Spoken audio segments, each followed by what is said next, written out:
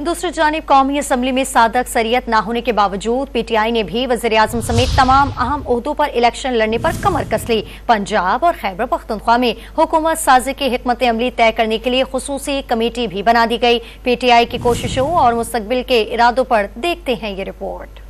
PTI ने आम इंतखाबात में धांधली के दावों के साथ वजीर आजम, स्पीकर और डिप्टी स्पीकर के ओहदों के लिए मुकाबले का फैसला कर लिया। पीटीआई ने पंजाब और खैबर पख्तूनख्वा में हुकूमत साजी के लिए हिकमत अमली बनाने के लिए खुसूसी कमेटी कायम कर दी। पीर को होने वाले पार्टी की कोर कमेटी के इजलास के बाद जारी बयान में तर्जुमान ने कहा कि पाकिस्तान की आवाम ने वाज़ेह फैसला दिया, मगर इंतखाबी नताइज को तब्दील करने की कोशिशों से मुल्क को सियासी अफरा तफरी और माशी अदम इस्तेहकाम की दलदल में धकेलने की मज़मूम साजिश की जा रही है। तर्जुमान ने इलेक्शन कमीशन को कड़ी तनकीद का निशाना बनाते हुए कहा कि मुल्क को दरपेश बहरानों से निकालने के लिए वाहिद जमहूरी और आईनी रास्ता आज़ादाना, मुनसिफाना और शफाफ इंतखाबात का इनेकाद था, लेकिन ईसीपी अपनी नाअहली और मज़मूम एजेंडे के साथ इस मौके को ज़ाया कर रहा है। दूसरी तरफ पीटीआई रहनुमा सरदार लतीफ खोसा ने कौमी असम्बली में मतलूबा अक्सरियत न मिलने पर अपोजिशन बेंचों पर बैठने का इशारा दिया है। सरदार लतीफ खोसा के मुताबिक पार्टी मजीद 50 नशिस्तें मिलने का इंतजार करेगी। नशिस्तें मिल गयी तो पीटीआई हुकूमत बनाएगी, दूसरी सूरत में हस्ब इख्तिलाफ का किरदार अदा करने को तरजीह देगी।